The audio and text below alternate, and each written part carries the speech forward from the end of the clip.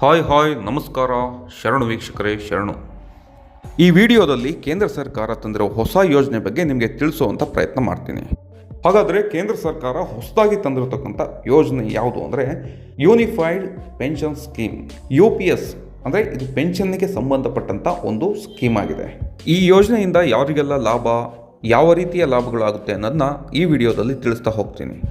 ಇದು ಕೇಂದ್ರ ಸರ್ಕಾರದ ಪಿಂಚಣಿ ಯೋಜನೆ ಅಂತ. ಇಲ್ಲಿಯವರೆಗೂ ರಾಷ್ಟ್ರೀಯ ಪೆನ್ಷನ್ ಸ್ಕೀಮ್ ಅಂತ ಇತ್ತು, ಅಂದರೆ NPS. ಈ ರಾಷ್ಟ್ರೀಯ ಪೆನ್ಷನ್ ಸ್ಕೀಮ್ಗೆ ಹಲವಾರು ರಾಜ್ಯಗಳಲ್ಲಿ ನೌಕರರು ತಮ್ಮ ವಿರೋಧವನ್ನು ವ್ಯಕ್ತಪಡಿಸಿದ್ರು. ಪ್ರತಿಭಟನೆಗಳು ಕೂಡ ಆಗಿದ್ವು. BJPಯೇತರ ಹಲವು ಪಕ್ಷಗಳು ಇದನ್ನು ವಿರೋಧಿಸಿದ್ವು. ಸದ್ಯ ಜಮ್ಮು ಕಾಶ್ಮೀರ ಮತ್ತು ಹರಿಯಾಣ ವಿಧಾನಸಭಾ ಚುನಾವಣೆಗಳು ನಡೀತಾ ಇದ್ದಾವೆ. ಈ ಹಿನ್ನೆಲೆಯಲ್ಲಿ UPS ಈ ಸ್ಕೀಮ್ ಬಹಳ ಮಹತ್ವವನ್ನು ಪಡೆದುಕೊಂಡಿದೆ. UPSನಿಂದ 23 ಲಕ್ಷ ಕೇಂದ್ರ ಸರ್ಕಾರಿ ನೌಕರರಿಗೆ ಲಾಭವಾಗುತ್ತೆ ಅಂತ ಅಶ್ವಿನಿ ವೈಷ್ಣವ್, ಕೇಂದ್ರ ಸಚಿವರಾದ ಅಶ್ವಿನಿ ವೈಷ್ಣವ್ ಹೇಳಿದ್ದಾರೆ. ಹಾಗಾದರೆ ಈ ಹೊಸ ಪಿಂಚಣಿ ಯೋಜನೆಯಲ್ಲಿ ಏನೇನಿದೆ ಅನ್ನೋದನ್ನು ನಿಮಗೆ ಅರ್ಥವಾಗುವ ಭಾಷೆಯಲ್ಲಿ ಹೇಳ್ತಾ ಹೋಗ್ತೀನಿ. ಈ UPS ಯೂನಿಫೈಡ್ ಪೆನ್ಷನ್ ಸ್ಕೀಮ್, ಇದರಲ್ಲಿ 3 ಥರ ಪಿಂಚಣಿ ವ್ಯವಸ್ಥೆಯನ್ನು ಕೊಡಲಾಗುತ್ತೆ. ಅಂದರೆ ಒಂದು ಖಚಿತ ಪಿಂಚಣಿ ಅಂತ, ಕುಟುಂಬ ಪಿಂಚಣಿ ಅಂತ, ಖಚಿತ ಕನಿಷ್ಠ ಪಿಂಚಣಿ ಅಂತ 3 ರೀತಿಯಾಗಿ ಇದರಲ್ಲಿ ಪಿಂಚಣಿಯನ್ನ ಕೊಡಲಾಗುತ್ತೆ. ಹಾಗಾದರೆ ಖಚಿತ ಪಿಂಚಣಿ ಅಂದ್ರೆ ಏನು? ಮೊದಲನೇದಾಗಿ ನೋಡ್ಬಿಡೋಣ. ಕನಿಷ್ಠ 25 ವರ್ಷಗಳ ಸೇವೆಯನ್ನು ಯಾರು ಪೂರ್ಣಗೊಳಿಸಿರ್ತಾರೋ ಕೇಂದ್ರ ಸರ್ಕಾರಿ ನೌಕರರು, ಅವರಿಗೆ ಅವರು ಏನು ರಿಟೈರ್ಮೆಂಟ್ ಆಗ್ತಾರಲ್ಲ ಆ ಟೈಮಲ್ಲಿ, ಅಂದರೆ ಆ ಹಿಂದಿನ ವರ್ಷದ ಸರಾಸರಿ ಬೇಸಿಕ್ ಸ್ಯಾಲ್ರಿ ಏನಿರುತ್ತಲ್ಲ ಅದರ 50% ಈ ಯೋಜನೆಯಲ್ಲಿ ಕೊಡಲಾಗುತ್ತೆ. ಮತ್ತೊಮ್ಮೆ ಹೇಳ್ತೀನಿ, ಕನಿಷ್ಠ 25 ವರ್ಷಗಳನ್ನು ಸೇವೆಯನ್ನು ಪೂರ್ಣಗೊಳಿಸಿರಬೇಕು. ಹಾಗೇನು ರಿಟೈರ್ಮೆಂಟ್ ತಗೊಳ್ತಾರಲ್ಲ ಆ ಮೊದಲಿನ 12 ತಿಂಗಳು, ಅಂದರೆ 1 ವರ್ಷ, ಹಿಂದಿನ 1 ವರ್ಷದ ಸರಾಸರಿ ಮೂಲವೇತನ ಅಂದರೆ ಬೇಸಿಕ್ ಸ್ಯಾಲ್ರಿಯನ್ನು ಲೆಕ್ಕಕ್ಕೆ ತಗೊಳ್ತಾರೆ. ಆ ಬೇಸಿಕ್ ಸ್ಯಾಲ್ರಿಯಲ್ಲಿ 50% ಪಿಂಚಣಿಯನ್ನು ಈ ಯೋಜನೆಯಲ್ಲಿ ಕೊಡಲಾಗುತ್ತೆ. ಎರಡನೇದು ಕುಟುಂಬ ಪಿಂಚಣಿ.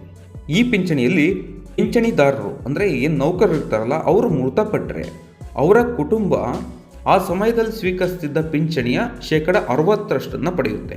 ಉದಾಹರಣೆಗೆ 10,000 ಪಿಂಚಣಿಯನ್ನು ಪಡಿತಾ ಇದ್ದರೆ, ಆ ಪಿಂಚಣಿದಾರ ಏನಿರ್ತಾನೆ ಅವನು 10,000 ಪಡಿತಾ ಇದ್ದರೆ ಆ ಟೈಮ್ನಲ್ಲಿ ಅವನು ಮೃತಪಟ್ಟರೆ ಅದರ 60% ಈ ಪಿಂಚಣಿಯಲ್ಲಿ ಕೊಡಲಾಗುತ್ತೆ. ಮೂರನೇದಾಗಿ ಕನಿಷ್ಠ ಪಿಂಚಣಿ. ಈ ಯೋಜನೆ ಸರ್ಕಾರಿ ನೌಕರರು ಕನಿಷ್ಠ 10 ವರ್ಷಗಳ ಸೇವೆ ಪೂರ್ಣಗೊಂಡಿರಬೇಕು. ಆ ಬಳಿಕ ನಿವೃತ್ತಿಗೊಂಡ್ರೆ ತಿಂಗಳಿಗೆ 10,000ಗಳ ಪಿಂಚಣಿ ಭರವಸೆಯನ್ನ ಈ ಯೋಜನೆ ನೀಡುತ್ತೆ.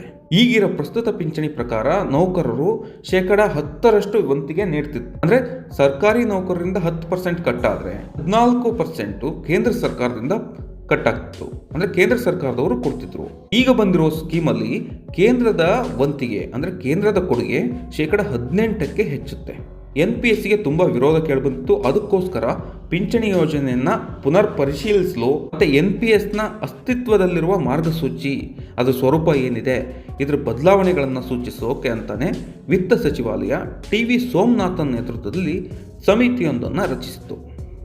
BJPಯೇತರದ ಆಡಳಿತದ ಹಲವು ರಾಜ್ಯಗಳು ಹಳೆಯ ಪಿಂಚಣಿ ಯೋಜನೆ ಓಲ್ಡ್ ಪೆನ್ಷನ್ ಸ್ಕೀಮ್ಗೆ ಮರಳಲು ನಿರ್ಧರಿಸಿದ್ವು ಮತ್ತು ಉದ್ಯೋಗಿಗಳ ಸಂಘಟನೆಗಳು ಅದಕ್ಕೆ ಆಗ್ರಹಿಸಿದ್ವು. ಹೀಗಾಗಿ ವಿತ್ತ ಸಚಿವಾಲಯ ಈ ಸಮಿತಿಯನ್ನು ರಚಿಸಿತ್ತು.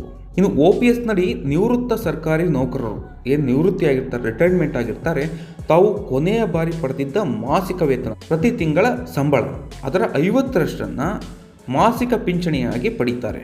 ಈ ಮೊತ್ತ ತುಟ್ಟಿ ಭತ್ಯೆ ಅಂದರೆ ಅಲೋವೆನ್ಸಸ್ಗಳೇನಿರುತ್ತೆ ಅದರ ಹೆಚ್ಚಳದೊಂದಿಗೆ ಏರಿಕೆ ಆಗ್ತಾನೇ ಇರುತ್ತೆ. ಇನ್ನು NPS ಬಗ್ಗೆ ಸರ್ಕಾರಿ ನೌಕರರಲ್ಲಿ ಅನೇಕ ಆಕ್ಷೇಪಣೆಗಳಿದ್ವು. ಹಲವು ರೂಲ್ಸ್ಗಳನ್ನು ಬದಲಾವಣೆ ಮಾಡಬೇಕು ಅಂತ ಒತ್ತಡ ಇತ್ತು. ಇದಕ್ಕೆ ಪರಿಹಾರ ಕಂಡುಕೊಳ್ಬೇಕು ಅಂತಾನೆ TV ಸೋಮನಾಥನ್ ಅವರ ಸಮಿತಿಯನ್ನು ಕೇಂದ್ರ ಸರ್ಕಾರ ರಚಿಸಿತ್ತು. ಆ ಸಮಿತಿ ಕೂಲಂಕಷ ಅಧ್ಯಯನ ಮಾಡಿ ಎಲ್ಲ ರಾಜ್ಯ ಸರ್ಕಾರಗಳು, ಸಂಬಂಧಪಟ್ಟ ಸಂಸ್ಥೆಗಳು 100ಕ್ಕೂ ಅಧಿಕ ಸಭೆಗಳನ್ನು ಮಾಡಿತ್ತು. RBI, ವರ್ಲ್ಡ್ ಬ್ಯಾಂಕ್ನಿಂದನೂ ಸಲಹೆಗಳನ್ನು ಪಡೆದುಕೊಂಡಿತ್ತು. ಸಮಿತಿ ನೀಡಿದಂಥ ಸಮಗ್ರ ಶಿಫಾರಸನ್ನು ಆಧರಿಸಿ ಏಕೀಕೃತ ಪಿಂಚಣಿ ಯೋಜನೆಯನ್ನು ರೂಪಿಸಲಾಗಿದೆ. ಈ ಯೋಜನೆಯಿಂದ 23 ಲಕ್ಷ ಕೇಂದ್ರ ಸರ್ಕಾರಿ ನೌಕರರಿಗೆ ಲಾಭವಾಗುತ್ತೆ ಅಂತ ಕೇಂದ್ರ ಸಚಿವ ಅಶ್ವಿನಿ ವೈಷ್ಣವ್ ಹೇಳಿದ್ದಾರೆ. ಈ ಯೋಜನೆ UPS 2025 ಏಪ್ರಿಲ್ 1ರಿಂದ ಜಾರಿಯಾಗುತ್ತೆ. ಮತ್ತೊಂದು ಆಯ್ಕೆಯನ್ನು ಕೊಡುತ್ತೆ ಇಲ್ಲಿ ಕೇಂದ್ರ ಸರ್ಕಾರ. NPS ಆದರೂ ಆಯ್ಕೆ ಮಾಡ್ಕೋಬಹುದು ಅಥವಾ UPSನಾದರೂ ಆಯ್ಕೆ ಮಾಡ್ಕೋಬಹುದು. ಆಯ್ಕೆ ನಿಮಗೆ ಬಿಟ್ಟಿದ್ದು ಅಂತ ಕೇಂದ್ರ ಸರ್ಕಾರ ಸರ್ಕಾರಿ ನೌಕರರಿಗೆ ಆಪ್ಷನ್ ಅನ್ನ ಬಿಟ್ಟಿದೆ. ಇದು ಕೇಂದ್ರ ಸರ್ಕಾರಿ ನೌಕರರಿಗೆ ಅನ್ವಯ ಆಗುತ್ತೆ. ಇನ್ನು ರಾಜ್ಯ ಸರ್ಕಾರಿ ನೌಕರರು ಇದಕ್ಕೆ ಸೇರ್ಪಡೆಗೊಂಡ್ರೆ 90 ಲಕ್ಷ ನೌಕರರು ಇದರ ಲಾಭ ಪಡೆಯಲಿದ್ದಾರೆ.